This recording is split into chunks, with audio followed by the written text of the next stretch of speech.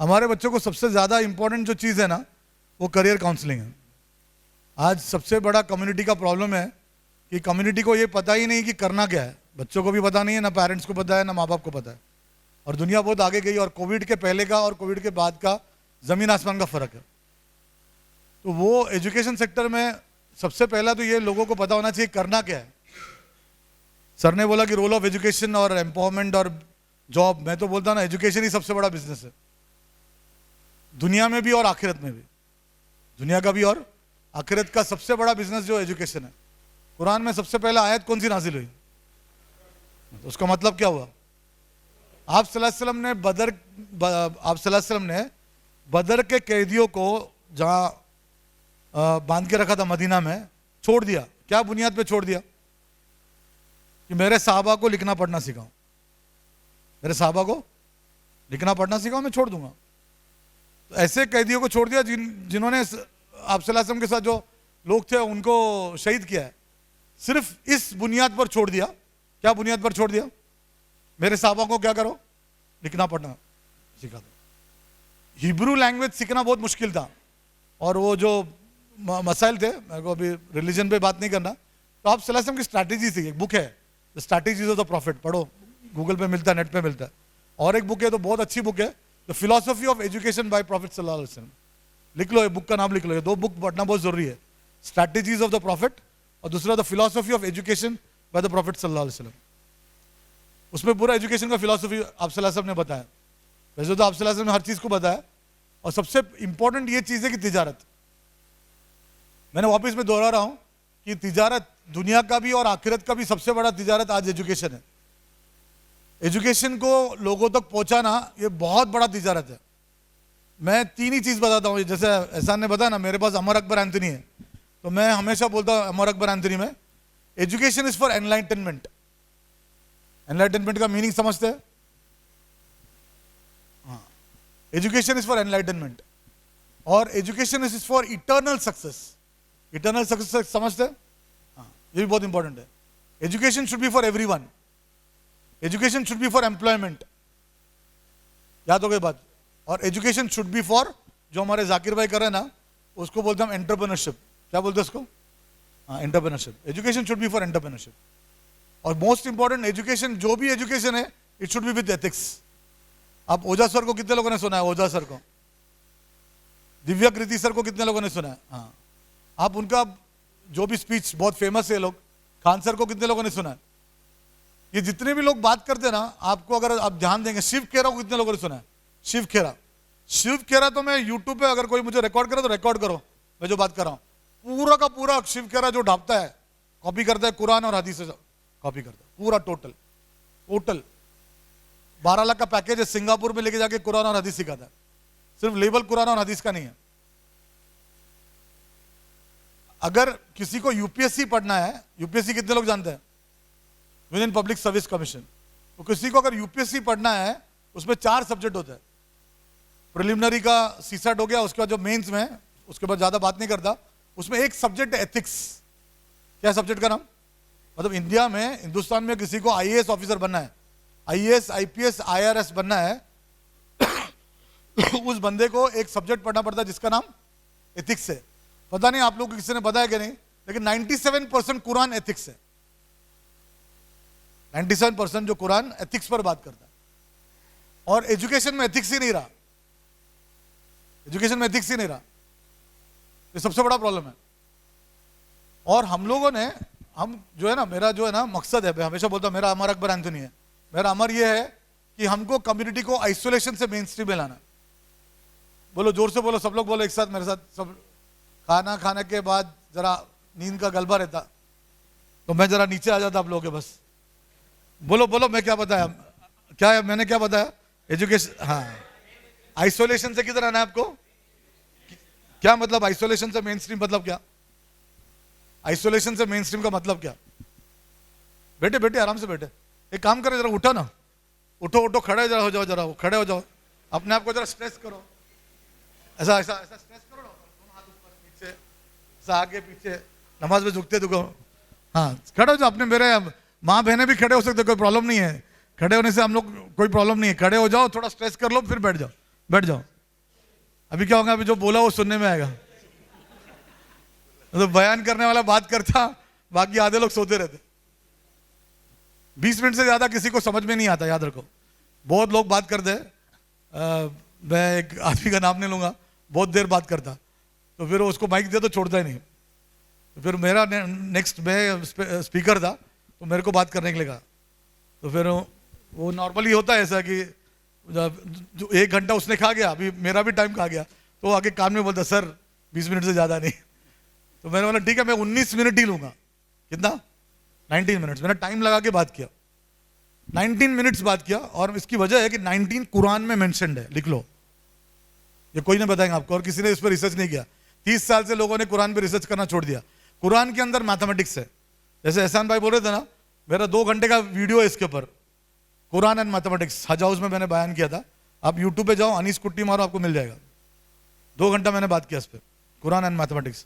7 का और 19 का कुरान के अंदर उसका इंपॉर्टेंस है। ये लोगों को, बहुत कम लोगों को पता है, बहुत कम लोगों ने इस पर रिसर्च किया। हम जब हमारे बिरादरान वतन को जब इसके बारे में बात करता है ना, तो कई लोग हिदायत पे आ जाते हैं, वो शौक रह जाता है कि सही में ये मेंशन्ड है क्या। गूगल करते हैं, चेक करते हैं। और हम लोगों ने रिसर्च करना छोड़ दिया, ना हम एजुकेशन में रिसर्च करते हैं, ना हम एंटरप्रेन्योरशिप में रिसर्च कर रहे हैं। और हमारे पास जो काबिलियत है ना, उसको कबूल करवाना है। वापिस से बोलता मैं, क्या बोला, हमारे पास जो, हाँ, उसको कबूल करवाना है। अल्लाह ने सबको काबिल बनाया। आप बोल ही नहीं सकते, जो मेरे पास जो इल्म है वो आपके पास नहीं हो सकता, आपके पास जो इल्म है वो मेरे पास नहीं हो सकता। इंग्लिश में R.W. एमर्सन का एक पोयम है, रॉल्फ वॉल्डो एमर्सन का एक पोयम है, talents differ, all is well and wisely put. बोलो, ऑफिस से बोलो, talents differ, all is well and wisely put. किसने किया? अल्लाह ने किया। अल्लाह ने हर एक को दिया है सलाहियत, अल्लाह ने हर एक को दिया। कोई नहीं बोल सकता कि मेरे को नहीं दिया। हर आदमी अपने अपने हुनर और अपना अपना जो फील्ड में है उसमें माहिर है, उसमें कोई शक नहीं है। मसला क्या है, काबिल तो है लेकिन बोलो कबूल नहीं किया हमने। कबूल करने के लिए सबसे बड़ा चीज है गिवर्स गेन पॉलिसी। कौन सा पॉलिसी? बोलो, जोर से बोलो। गिवर्स गेन पॉलिसी किसका मालूम? कुरान का है। कुरान ये कहता है कि आपके पास जो इल्म है वो दूसरे को दो, तो आपका इल्म और बढ़ेगा। ये बात याद रखो। मेरे यहाँ टीचर ट्रेनिंग फ्री है। मैं खुद टीचर हूं, मैं इंस्टीट्यूट चलाता हूं और मेरा टीचर ट्रेनिंग फ्री है। कोई भी आए, कभी भी आए, कोई चार्जेस नहीं। खाने का चार्जेस देना पड़ेगा, क्योंकि खाना अच्छा हो गया ना तो बिरयानी की तारीफ होती है, दालचा की तारीफ होती है। खाना बुरा हो गया तो फिर वो चपाती जली और भाजी जली उसकी तारीफ होती, और जो हमने दिया उसके ऊपर बात ही नहीं होती। इसलिए क्या करता है, खाने का पैसा देना पड़ेगा, रहने का, और पढ़ाई फ्री है। 3 दिन आए, 10 दिन आए, 40 दिन आए, 4 महीना आए, साल भर रहे, इतना ट्रेन कर देते कि वो अपना खुद का क्लासेस स्टार्ट कर सकता।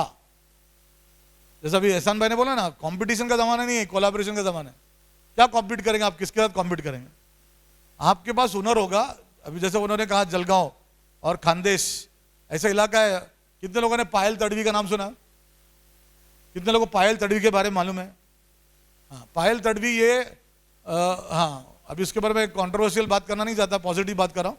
लेकिन मैं उस इलाके में गया, वहां पे एजुकेशन क्या लोगों को पता नहीं, they belong to the NT category, nomadic tribe. तो नोमैडिक ट्राइब के बच्चों को, मैं अंडमान में गया, चलो कंट्रोवर्सी नहीं बात करता। आपको मालूम है अंडमान में जब जाने के बाद अगर आपको नीट में कितना मार्क्स मिलना चाहिए कि आपको डॉक्टर बन जाए? हाँ, अगर इंडिया, पूना में रहते हम, हमारे प्रोफेसर साहब गेस्ट है, इनके लिए ताली बजाओ, आए थे मेरे साथ, तो मैं उनको लेके आया। हिस्ट्री के प्रोफेसर है बड़े, आइए सर आइए। अगर आपको, ये हमारे हिस्ट्री के प्रोफेसर है अंजुम साहब, आपका मैं Imtiaz Anjum, associate professor in Bihar, और सर के पास मैं अपनी बेटी को नीट की तैयारी के लिए ले गया हूँ। 2 दिनों पहले ही मैंने सुना था और मैं वहाँ से चला आया। मैंने सोचा कि चलो जो भी उसका परफॉर्मेंस होगा इंशाल्लाह वो बेटर करेगी, डबल नहीं तो कम से कम बेहतर तो करेगी ही। तो वहाँ 150-200 मार्क्स मिल गया ना तो भी अंडमान के बच्चों को नीट में एडमिशन मिल जाता, क्योंकि वहाँ रूल है, जैसा भी अपना कंट्रोवर्सी चल रहा है बेलगाम का, बेलगाम के हर बच्चों को महाराष्ट्र के हर कॉलेज में 1% सीट्स रिजर्व्ड है। अब समझे ना? तो वैसे बहुत सारी चीज़ें जो लोगों को मालूम नहीं है, तो एहसान जैसे करियर काउंसलर है, वो उनसे आपको राब्ता कायम करना पड़ेगा कि हमको करना क्या है। आज का मैं बताता हूँ, आज बायोमेडिकल का एग्जाम स्टार्ट हुआ, आज पहली बार दबा है, लोगों को पता नहीं। सर मुझे पूछ रहे थे नीट में क्या करना है, मतलब नीट नहीं हो तो जिपमर करके एक एग्जाम है, JIPMR, जिपमर का एग्जाम दे दे तो भी मिल जाता है। पूना में हमारे पास एक चीज है जिसका नाम है AFMC, कितने लोगों को पता है उसके बारे में? आर्म फोर्सेस मेडिकल कॉलेज के बारे में पता है? हाँ, जहां आप MBBS पढ़ेंगे तो MBBS पढ़ने का पैसा गवर्नमेंट देता है, पढ़ने का पैसा। MD बनना है तो भी गवर्नमेंट, यूरोप जाना है तो भी गवर्नमेंट, 15 साल के बाद रिटायर करो पेंशन आ जाता है। लेकिन AFMC का फॉर्म भरना भूल जाते हैं। नीट का तो एग्जाम दे देते हैं लेकिन AFMC का फॉर्म भरना भूल जाते हैं, या किसी ने बताया नहीं रहता बच्चों को। 550 से 600 मार्क्स मिला तो फ्री पढ़ाई होती है, जैसे AIMS का होता है। और एक एग्जाम के बारे में बताऊं जो MMNF के लिए मेरे तरफ से गिफ्ट है, उस एग्जाम का नाम है MNS। क्या एग्जाम का नाम, कौन बताएंगे MNS क्या? हाँ, very very very good sir, क्या नाम है सर आपका? कारवारी साहब, कैसे पता चला आपको ये military nursing service? Very good sir, खड़ा हो जाओ सर के लिए, सर के लिए ताली बजाओ। अभी मुझे बोलो सर आर्मी में थे करके, सर को मालूम है? कितने लोगों को पहली बार मालूम पड़ा MNS का फुल फॉर्म? बोलो ऐसा पहली बार हुआ है, बोलो जोर जोर से बोलो, बोलो जोर से बोलो। तो करियर काउंसलिंग में ऐसा पहली बार बार बार होता है। ये आर्मी में थे करके इनको मालूम है। मिलिट्री नर्सिंग सर्विस को नीट के एग्जाम में अगर 200 मार्क्स मिल गया तो ही बस हो गया। आपकी बच्ची नीट में 200 मार्क्स मिला तो क्या बनेगी? नर्स बनेगी। कहां बनेगी? मिलिट्री में। कैसे बनेगी? 1 लाख के ऊपर पगार है उसको, 1 लाख रुपए से ज्यादा पगार है। अच्छा, पूरा शरिया कंप्लाइंट ड्रेस है। Military nursing service is only for girls and by girls. वहां बॉयज का कोई सवाल ही नहीं पैदा हो रहा, सिर्फ गर्ल्स के लिए। कितने लोगों को बात मालूम थी है? नहीं मालूम। कोस्ट गार्ड करके एक एग्जाम है, पूरा का पूरा बटालियन कोस्ट गार्ड का, जो सिर्फ लड़कियों के लिए। ये छोटी छोटी बातें हैं, लेकिन इसके ऊपर कैसा है, अभी ये मेरा ब्रांडिंग है, मेरा मार्केटिंग के लिए तो नहीं आया, मैंने तो अपना स्टॉल भी लगाया। मुझे कहा गया कि बताओ कि एजुकेशन पे जॉब भी मिलता है और एजुकेशन पे बिजनेस भी होता है। मैंने आपको इसीलिए कहा एजुकेशन सबसे बड़ा बिजनेस है। इससे बड़ा बिजनेस ना दुनिया का ना आखिरत का। हमारे को जो बात आप सल्लल्लाहु अलैहि वसल्लम ने साहबा को क्या कहा, जो बात तुम्हारे तक बताई गई किधर पहुंचाओ? अरे बोलो ना, इससे तो बात पहुंचाना जरूरी है। और एक इल्म वाला ऐसा है जैसा आप सल्लल्लाहु अलैहि वसल्लम ने कहा कि 1000 रकात नमाज पढ़ने से अफसल है कि एक आयत को सीखना। एक आयत को सीखना 1000 रकात नमाज पढ़ने से भी अफसल है। तो बात को समझना और दूसरों तक पहुंचाना बहुत इंपॉर्टेंट। चलो और एक हदीस, आप सल्लल्लाहु अलैहि वसल्लम ने 1400 साल बोला, 1400 साल पहले बोला, क्या बोले? अगर इल्म सीखना तो कहां जाए? चाइना जाए। अब चाइना में कौन था? वहां कोई था? चलो कोई कुरान और हदीस पढ़ने जा रहे। 2036 में जो बच्चा पैदा होगा ना, 2036 में, उस बच्चे के लिए उन्होंने ऑलरेडी घर बनाया। चाइना का ये आज का पोजीशन चाइना का। कौन से साल में बच्चा पैदा होगा आपको मालूम है ना? 4-5 साल पहले स्टील का भाव बहुत कम था, मेरे हिसाब से 35 रुपए से भी कम था। आज क्या रेट है उसका? आज बढ़ गया, जो भी बढ़ गया। उस टाइम पे उन्होंने दिमाग लगाया 2036 में जो बच्चा पैदा होगा उसके लिए उन्होंने घर बना के रखा। इतना उन लोगों का प्लानिंग है और उतना उन लोग आगे है। तो हमने सोचना भी छोड़ दिया, ये सबसे बड़ा प्रॉब्लम है। हमारे यहाँ रिसर्च, हमारे यहाँ think tank, pragmatic think tank, practical सोचने वाले लोग नहीं है। और हमारे यहाँ हम उन थिंक टैंक को हम भाव नहीं देते। अच्छा, हमारे यहाँ दूसरा एक प्रॉब्लम है, कोई चीज करने जाता है तो उसकी टांग खींचते हैं। मेरा ये सबसे बड़ा आप लोगों से रिक्वेस्ट है, कोई भी कोई काम करता है, आपको देखो कोई दूध से धुला कोई नहीं मिलेगा। हर आदमी में इम्परफेक्शन है। अगर आप मेरा भी गुरु देखिएगा तो कुछ ना कुछ मिलेगा, क्योंकि परफेक्ट सिर्फ किसके साथ है? अल्लाह के साथ है। तुर्की में जो ये बनता है ना, कारपेट बनता है, वो कारपेट में वो जानबूझ के एक लास्ट में गलती करता है उसके जो डिजाइनिंग में। क्यों? परफेक्ट तो सिर्फ अल्लाह के साथ हो सकते हैं। लेकिन अगर कोई काम करता है ना तो उसको सपोर्ट करना। क्या करना? सपोर्ट करना। जैसा भी है, जान से सपोर्ट करो, आप माल से सपोर्ट करो, आप वक्त से सपोर्ट करो, आपके सलाहियत से सपोर्ट करो, आपके जबान से सपोर्ट करो, आपका दिल, आपका दिमाग, आपकी सोच, आपकी फिक्र, आपकी कुड़न, ये सब लगाना, ये भी बिजनेस है। हमारा सामने वाला, लेकिन मेरा क्या सोच है? मैं क्या सोच रहा हूं कि वो नहीं, वो कमाना चाहिए, वो आगे जाना चाहिए। अगर आपने वो नियत भी रखा ना, बुखारी शरीफ की पहली हदीस है क्या? इन्नमल अमाल बिन्नियत। आदमी आगे जाएगा। आप दूसरे का भला चाहेंगे ना तो अल्लाह किसका भला चाहेगा? इसको गिवर्स गेन पॉलिसी बोलते हैं। ये गिवर्स गेन पॉलिसी किसने ढापा है मालूम? आइवन माइसनर ने। कौन है आइवन माइसनर? हमारे जावेद भाई बताएगा। जावेद भाई जरा BNI के बारे में बताओ। हमारे जावेद भाई के बारे में जरा ताली बजाओ। जावेद भाई बीएनए का वो फाउंडर है, आज 37 साल से वो सक्सेस है, करोड़ों रुपए का लोग बिजनेस कर रहे हैं। वहाँ आप बिजनेस के लिए जाओगे ना तो ये हिसाब से नहीं जाने का मैं बिजनेस लेने जा रहा हूँ, मैं देने जा रहा हूँ। आप दोगे तो मिलेगा। आपके घर में से अगर बाजू के घर में अगर गोश्त की वाटी भर के गई तो आते टाइम खाली नहीं आती, भर के जाएंगे कि नहीं। तो बिजनेस वैसा है उनका प्लेटफॉर्म बहुत अच्छा है और इंटरनेशनल लेवल पे ये बिजनेस चलता है। आप यहाँ बैठ के सिंगापुर वाला, हांगकांग वाला, बेंगलोर वाला उसके साथ बिजनेस कर सकते हैं जब आप बीएनआई के मेंबर होते हो।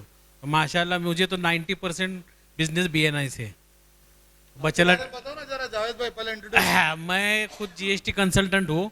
मेरा पहले 25 साल का प्रैक्टिस है, सेंट्रल एक्साइज सर्विस में करता था, अभी जीएसटी करता हूँ क्योंकि वो लॉ तो बंद हो गया। लेकिन जीएसटी में कैसी भी केस रहते मैं इंशाल्लाह उसमें निकालता बाहर लोगों। मेरे पास सुप्रीम कोर्ट, हाई कोर्ट सब तरफ के जजमेंट से लोगों को लाखों रुपए, करोड़ रुपए का माशाल्लाह अपनी तरफ से फ़ायदा हुआ है। पहला आपका फ़ायदा सोचते, जैसा आप सामने वाले का अच्छा सोचो तो अपने को उसकी फ़ी भी मिल जाती है माशाल्लाह। ठीक है। अच्छा, जो भी कंट्री का रूल्स एंड रेगुलेशन है उसको फॉलो करो। अगर आप नहीं फॉलो करेंगे तो आपको तकलीफ होगा। आप कोई भी बिजनेस करेंगे ना, कितने लोगों को बीएनआई के बारे में पता चला या पहले से बीएनआई मालूम था? जरा हाथ ऊपर करो। बीएनआई मालूम था, वेरी गुड। लेडीज में बहुत सारे लोग हैं जो बीएनआई मालूम है। आपको भी मालूम है इनामदार साहब। कोशिश करो कि बीएनआई का मेंबर बने, कोशिश करो। बीएनआई गूगल करो, पूना में 200 से ज़्यादा 5 स्टार होटल में सुबह फजर के बाद अर्ली मॉर्निंग मीटिंग्स होते हैं। सुबह 7 बजे, मतलब 7 बजे नेटवर्किंग चालू होता है। अब फजर की नमाज ही नहीं पढ़ेंगे तो फिर आप मीटिंग में पहुंच ही नहीं सकते। तो सबसे पहला तो वही है ना कि सूरज निकलने के बाद आदमी सोते रहेगा तो फिर कहाँ से उसको बरकत आएगी। तो ये जरूरी है, सुबह अर्ली मॉर्निंग ब्रेकफास्ट मीटिंग रहता है, ब्रेकफास्ट का पैसा देना और मीटिंग करना, और मीटिंग में बहुत सारा फायदा होगा आपको। मैं बीएनआई का मेंबर कभी करीबन 5 साल से हूँ। तो मैं दुबई भी मेरा क्लास है, तो मैं दुबई में जब गया था तो मेरे को एक बीएनआई मेंबर के रेफरेंस से दुबई में क्लास चालू करना है तो केएचडीए का अप्रूवल लगता है। केएचडीए वहाँ का बॉडी है, without their approval you can not start a class. तो मेरे से बात हुई तो मैंने 4 चीज़ें उन्होंने मुझसे इंटरव्यू में पूछा और मैंने चारों चीज़ जो बताया, जो आप लोगों को बता रहा हूँ उस पर मैं मेरी बात खत्म कर रहा हूँ। एक है नवोदय, जो हमेशा हर प्लेटफॉर्म पे मैं यही बात करता हूँ, दूसरा कोई बात नहीं करता। कितने लोगों को नवोदय के बारे में मालूम है? नवोदय विद्यालय, नवोदय विद्यालय कितने लोगों को मालूम है? जरा हाथ ऊपर करो पूरा। हाँ, क्या मालूम है? कौन बताएगा नवोदय विद्यालय के बारे में क्या मालूम है? हजरत आप बताइए। स्कूल है ये, माइक पे बताओ ना। सेंट्रल गवर्नमेंट की रेसिडेंशियल स्कूल है जो मेरिट बेसिस के ऊपर मतलब सिलेक्शन होता है, रहने खाने पीने का से कम खर्च में वहाँ होता है, बिल्कुल नॉमिनल रहते चार्जेस। लेकिन अपने लोग मतलब बच्चों को बाहर भेजना पसंद नहीं करते, तो वहाँ पर अपने लोगों का प्रमाण कम है। अभी सोशल मीडिया में फ़िलहाल शुरू किए हैं, लेकिन कैसा है कि वो सिर्फ सोशल मीडिया पढ़कर भूलने की चीज़ है। जब तक जैसा अब इनके जो है दिल से जो आह निकलती है, असर रखती है, ये जो बोलते हैं इनका जो असर हो तो ये सुनने वालों पर असर होगा। ऐसी बातें माउथ टू माउथ अगर ज़्यादा फैले तो शायद उसका ज़्यादा असर होगा। आपका नाम सर आप इंट्रोड्यूस करो ना, पहले अपना तारुफ करो, आप क्या करते हैं, आपका क्या बिजनेस है? Doctor Kazi Rafiq Rahi, retired deputy registrar. और मैं जैसे भी है मतलब यानी the study of Islamic economy with reference to economic development में मेरा पीएचडी है। मैं मतलब यानी सोशल वर्क में समझो मीडिया के ऊपर रहने की कोशिश करता हूँ, और जितना भी है मतलब पॉजिटिव नेगेटिव एस्पेक्ट पे नज़र रख के, और मैं जितना भी है अपने तौर पर अपनी पोटेंशियल्स मतलब लगाने की कोशिश करता हूँ कि अपनी सलाहियतों का इस्तेमाल कहीं ना कहीं फ़ायदा किसी को हो। बस ये एक सोच है। जज़ाकल्लाह। जज़ाकल्लाह। जो उन्होंने बात की इकोनॉमिक्स पे, उस पर मैं आपको एक बात बताता हूँ जो आपको किसी को नहीं पता। कितने लोगों ने बिट्स पिलानी सुना है? क्या बात है, कौन बताएगा बिट्स पिलाने के बारे में? इधर ये सर बताएंगे बिट्स पिलाने के। बहुत अच्छा ऑडियंस है सर। जाकिर भाई कहाँ से पकड़ के लाए? राजस्थान के अंदर में वो इंजीनियरिंग टेक्नोलॉजी की कॉलेज है और काफ़ी अच्छे वहाँ पर रिजल्ट्स आते हैं। काफ़ी दूर दूर से बच्चे वहाँ एडमिशन्स लेते हैं और कुछ बन के निकलते हैं। आपको आपका तारुफ करो ना। मेरा नाम मोहम्मद यूसुफ है, मैं नागपुर से आया हूँ और वेलफेयर पार्टी ऑफ इंडिया से बिलोंग करता हूँ। Welfare party of India. तो इन्होंने एक बिट्स पिलाने के बारे में बताया। कितने बिट्स पिलानी है और कौन बताएगा कितने बिट्स पिलानी है? चलो मैं बताता हूँ, टाइम कम है। जाकिर भाई देख रहे हैं मेरे पास। 4 है, बताओ 4 कौन? आपका नाम भी बताओ। अस्सलाम वालेकुम, मैं Syed Tanveer mini foods company का ओनर हूँ। बिट्स पिलानी एक पिलानी के अंदर है, एक हैदराबाद में है, एक रायपुर में और एक आई थिंक दुबई में है।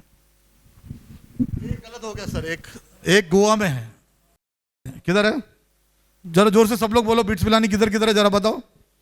गोवा में एक है, और हैदराबाद में है, और पिलानी राजस्थान में, और चौथा दुबई में। अभी देखो कम्युनिटी ऑडियंस है, अगर आपका बच्चा बिट्स पिलानी का एग्जाम देता है 12th के बाद, पहली बात तो बहुत सारे लोगों को बिट्स पिलानी मालूम नहीं है। कितने लोगों को पहली बार मालूम पड़ा? जरा हाथ ऊपर करो। देखो मेरा बताने का मकसद क्या, मैं ये नहीं बता रहा कि मैं बहुत भारी और आप लोग कम। मेरा ये बोलने का मकसद क्या है, करियर काउंसलिंग बहुत इंपॉर्टेंट है। एहसान भाई जैसे जो लोग हैं ना, उनको बुला के हर उर्दू स्कूल में, हर मस्जिद में, ये मेरा रिकॉर्डिंग करो, हर मस्जिद में 1 महीने का इत्तेकाफ कराओ 10th और 12th के बच्चों को, हर मस्जिद में, हर मोहल्ले के मस्जिद में। और किसी करियर गाइडेंस वाले को बुलाओ, किसी मोटिवेटर को बुलाओ, किसी मेरे जैसे लोग हैं जो मेंटर है उनको बुलाओ, और उनका क्लास रखो 5 वक्त के बीच में भी। बहुत जरूरी है, हर मस्जिद में होना चाहिए। अगर आप ये नहीं करेंगे ना तो बहुत मुश्किल हो जाएगा। दुनिया बहुत रैपिड स्पीड में इंडिया डेवलप कर रहा है, कम्युनिटी बहुत पीछे जा रहा है, कम्युनिटी को पता ही नहीं करना क्या है। देखो मैं कम्युनिटी कार्ड खेल रहा हूं, बिट्स पिलानी का हैदराबाद कैंपस के सामने आईआईटी है, वो आईआईटी से भारी है बिट्स पिलानी का हैदराबाद। गोवा का आईआईटी कैंपस और गोवा का बिट्स पिलानी का कैंपस, गोवा के आईआईटी कैंपस से भारी है बिट्स पिलानी का कैंपस। आपको एडमिशन नहीं मिलने वाला है, 4000 का तो फॉर्म है। जब फॉर्म भरने बोले तो अपने आधे बच्चे तो फॉर्म ही नहीं भरते, बिरयानी खाएंगे, दालचा खिलाएंगे, किसी गरीब बच्चे का फॉर्म नहीं भरेंगे। ये बात को समझो, तो 4000 वो तो फॉर्म ही नहीं भरेगा। पिलानी में मिलना तो बहुत ही मुश्किल है, क्योंकि जेडब्ल्यू का जो कट ऑफ है उससे भी बड़ा कट ऑफ है। लेकिन बिट्स पिलानी दुबई कम्युनिटी के लिए क्यों अच्छा है? अगर उसका रिश्तेदार है, चाहे वो होटल में वेटर क्यों ना हो, उसका कॉस्ट इफेक्टिव क्यों होता, उसका खाने पीने रहने का खर्चा अगर किसी एबएमएनएफ को बोल दो, कोई डोनर मिल जाएगा, कोई स्पॉन्सर मिल जाएगा। जैसे हमारे जाकिर भाई शिकिलकर है, तो शिकिलकर वाले के पास मैं सबको जानता हूं। कोई तंबोली है तो मैं किसी तंबोली को खड़ा करता हूं, वो स्पॉन्सर मिल गया तो उसका ट्यूशन फी बहुत कम है। आइडिया क्या है, फर्स्ट ईयर में उसका फजर के बाद चालू होता है, जोहर तक कॉलेज खत्म होता है, दोपहर को उसको शाम को किधर भी जाके काम कर सकता हूं। सैंडविच प्रोग्राम में 4 साल में डिग्री मिले तो वहीं दुबई में उसको जॉब मिल जाएगा। कितने लोगों को मेरी बात समझ में आई? कम मार्क्स वाले बच्चे की बात कर रहा हूं मैं, जिनको मार्क्स कम मिलता है जेडब्ल्यू में, उनके लिए मैं आपको पलवाट बताया। मराठी समझता ना? हाँ, तो ऐसा हर चीज को पलवाट है। वो पलवाट समझने के लिए उसके एक्सपर्ट लोगों के पास आपके पास जाना पड़ेगा हर चीज में। जैसे उन्होंने बोला ना जीएसटी, फोन पे लगे थे, अभी बिजनेस आ रहा हूं जावेद भाई को, क्योंकि जीएसटी का माहिर आदमी है। तो उनको जो आदमी जिस लाइन का माहिर है उसको जाके पूछना पड़ेगा। हम जाते ही नहीं है, हम पूछते नहीं है। तो वो, और जो इंटरनेट पे आपको फ्री मिलता है ना, याद रखो ये बात, फ्री आपको सिर्फ वही इंफॉर्मेशन मिलेगा जो सबको मालूम है। मैं मेरा बिजनेस बताता हूं, मैं आपको वही फ्री बताऊंगा जो फ्री 10 दिन का क्लास है। वो हम लोग, हमारे को डाटा मिलने के लिए हम फ्री रखते हैं, उसमें हम थोड़ी ऐसी चीजें बताएंगे जो सबको मालूम पड़े विदाउट फीस, वो तो हो ही नहीं सकता। तो अगर आपको स्पेसिफिक जो है ना, वो कभी भी टेरिफिक रहता है। बोलो मेरे साथ, क्या बताया? जोर से बोलो, स्पेसिफिक इज टेरिफिक। जोर से बोलो, बहुत जरूरी है। ये अल्लाह ने कुरान में बताया, फजर की नमाज 6:30 बजे खत्म होती, आप 7 बजे 4 रकात, 8 रकात, 12 रकात पढ़ के फायदा है क्या? अरे बोलो ना, फायदा है क्या? क्या टाइम है उसका? सूरज सनसेट कब होता है? जरा बताओ, सनसेट कब होता है? हाँ नहीं, सनराइज कब होता है?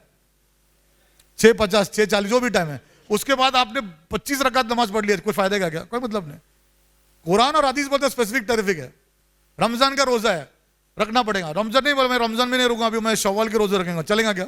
और रमजान के बराबर कर सकता क्या? नहीं। हर चीज में अल्लाह ने हर चीज को स्पेसिफिक बताया। तो स्पेसिफिक रहेगा तो टेरिफिक रहेगा। हर चीज को नहीं करते रहना, जिस चीज में आप माहिर है ना उसी पर आप रिसर्च करेगा तो उस पर आप आगे बढ़ेंगे। तो ये बहुत इंपॉर्टेंट है। नवोदय के बारे में बता रहा था, ये हर डिस्ट्रिक्ट में है नवोदय, ये हर डिस्ट्रिक्ट में है। कितने लोगों को ये बात मालूम है कि नवोदय उर्दू में होता है?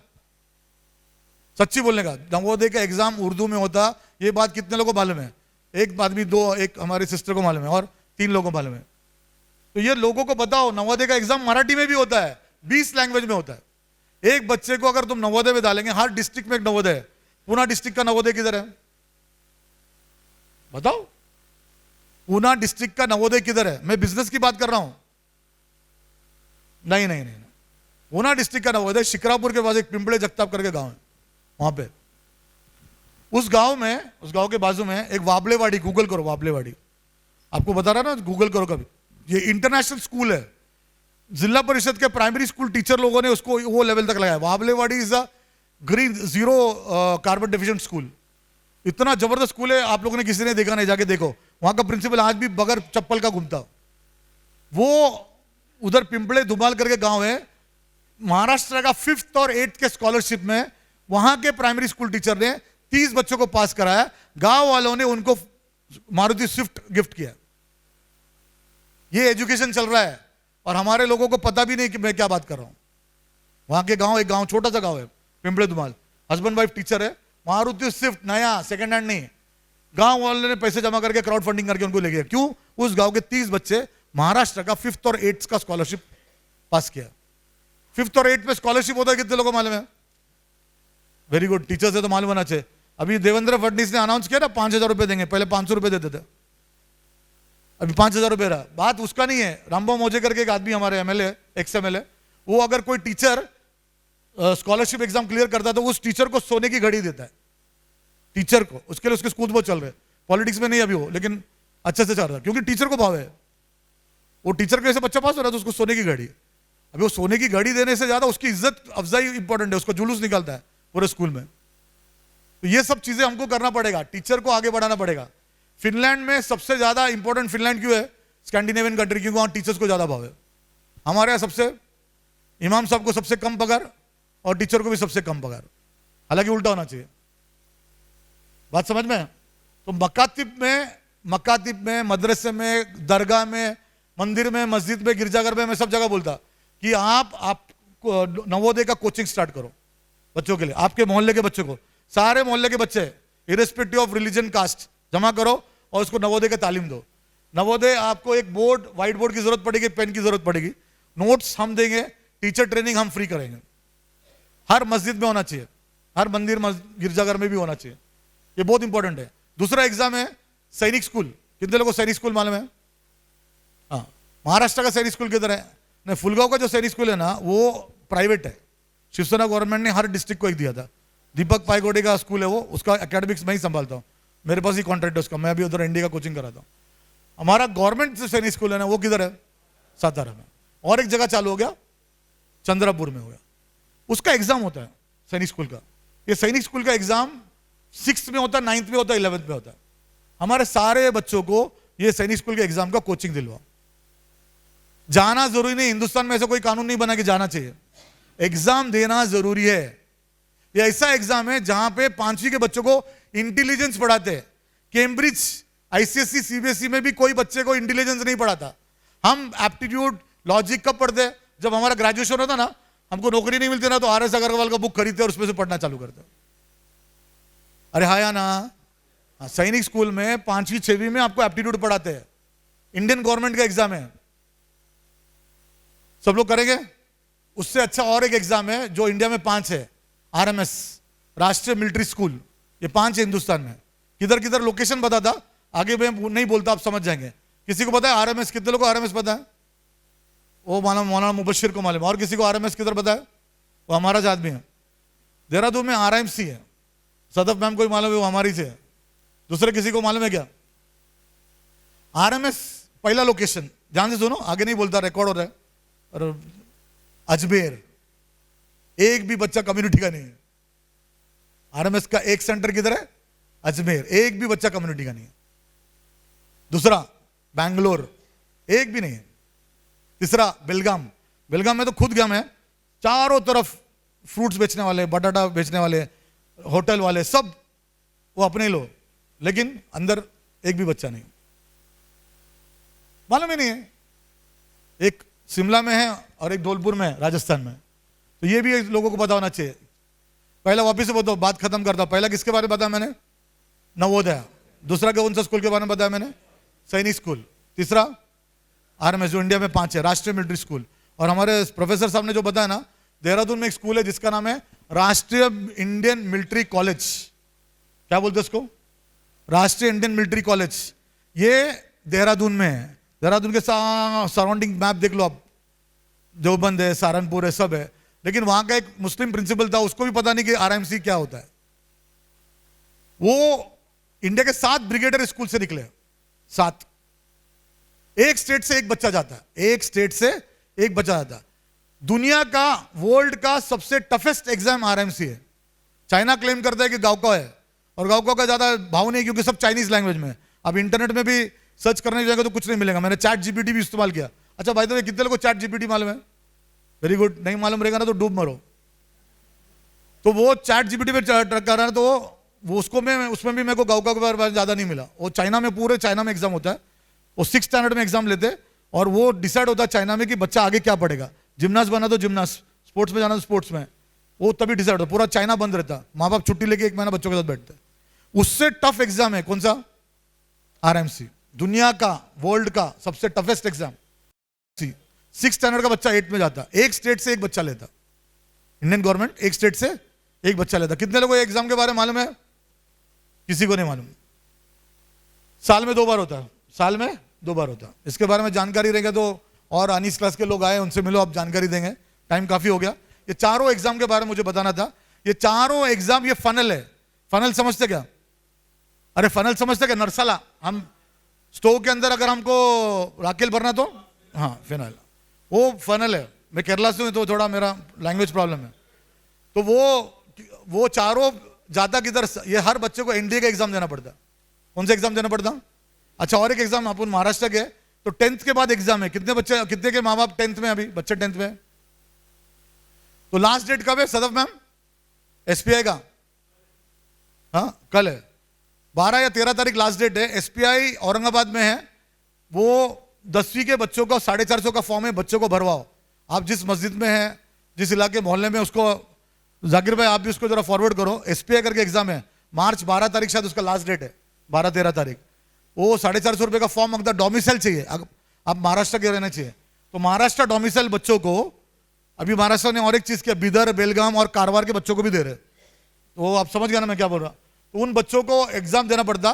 10,000 से ज्यादा बच्चे एग्जाम देते, 320 बच्चे सेलेक्ट होते, 60 बच्चों को लेते हो, और वो इंशाल्लाह वो 60 के 60 बच्चे एनडीए के एग्जाम क्लियर कर दे, क्योंकि एसपीआई उसके लिए है। उसकी जो अभी आज हेड है, उसका नाम सईदा फिरासत है, वो भी मेजर है, लेडी और मेजर है, उसको जाके मिल सकते हैं आप औरंगाबाद में। इस गवर्नमेंट ने गर्ल्स के लिए भी स्टार्ट किया, और वो गर्ल्स का है नासिक में। तो गर्ल्स भी उसका फॉर्म भर सकते हैं। 10th स्टैंडर्ड में होना चाहिए, एज लिमिट है। सदफ मैम को पूछा तो बात कर सकते हैं। ये सारे एग्जाम देके बच्चा, हमारे पूना में एक खड़कवासला में, जिसका नाम क्या है? एनडीए। ये यूपीएससी एक ही एग्जाम कंडक्ट करती है जो 12वीं का है। यूपीएससी 12, बाकी सब एग्जाम कंडक्ट करती है जो ग्रेजुएशन के बाद है। 12वीं के बाद बच्चे को 19 साल तक चांस मिलता है।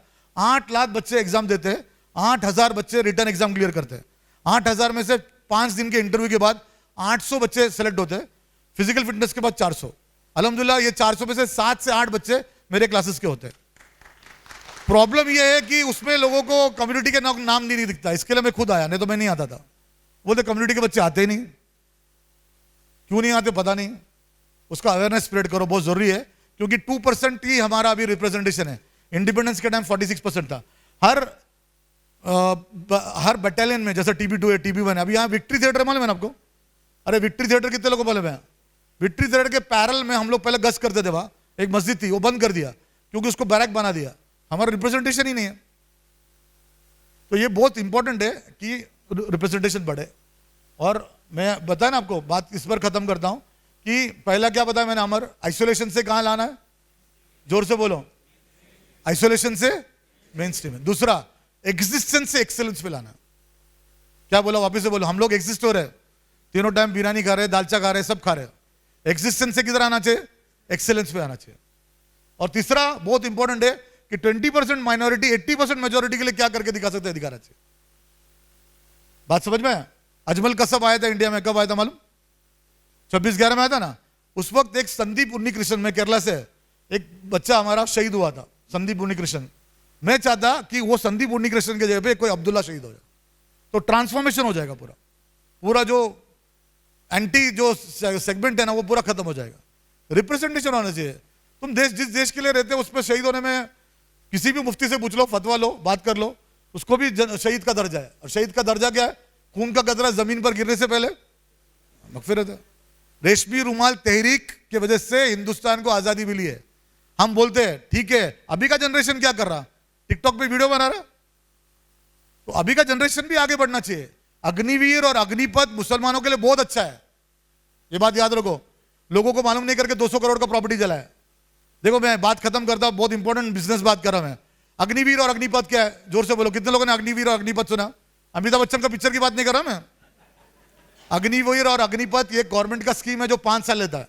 12वीं हो गया, मेरे अपने एक बच्चे का 12वीं हो गया, वो तो फिट है खाना पीने में, उसको पहले फिजिकल होता है, फिजिकल होने का उसको एक एग्जाम देना पड़ता है, एग्जाम में पास हो गया तो गवर्नमेंट ऑफ इंडिया उसको 5 साल की नौकरी देता है। 12वीं के बाद 5 साल, हर महीना 12,000 रुपए देता है उसको। अरे हर महीना 30,000 रुपए देता है। कितना?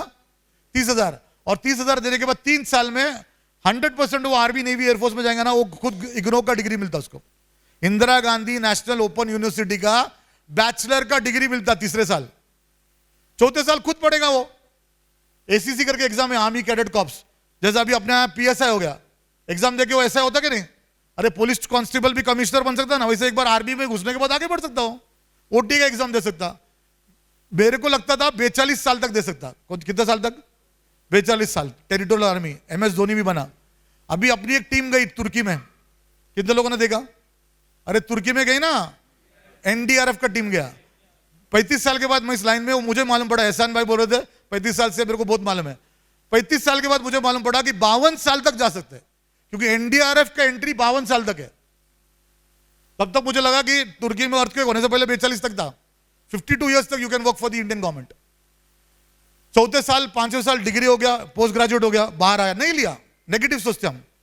5 साल के बाद 25% जो एब्जॉर्ब करते हमको बाहर भेज दिया। अरे आपको 12 लाख रुपए दे रहे ना, हज करके आ जाओ। रिस्क का मालिक कौन है? रोजी का मालिक कौन है? 5 साल को तुमको अगर मिल गया, सर्टिफिकेट मिल गया, तुमने आर्मी नेवी एयरफोर्स में काम किया, तो तुमको कोई भी जॉब देगा। अरे देगा कि नहीं देगा? तो कितने लोग इस बात को चलाएंगे? चलो जज़ाकल्लाह।